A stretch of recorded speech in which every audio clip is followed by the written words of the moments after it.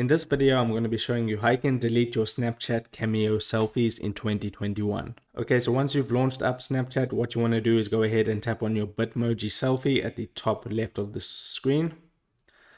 Then you can see a settings cog at the top right of the screen. Tap on that. Then you just want to scroll pretty much to the bottom of the page, and now it says underneath account actions, it says clear cache, clear lens data, and then clear my Cameos selfie. So go ahead and tap on that. And now it says this will delete your current Cameo selfies and all that stuff. So just tap on clear, and then your Cameo selfies will be deleted. So I can go out of here, tap on the messenger icon at the bottom next to the camera on the left.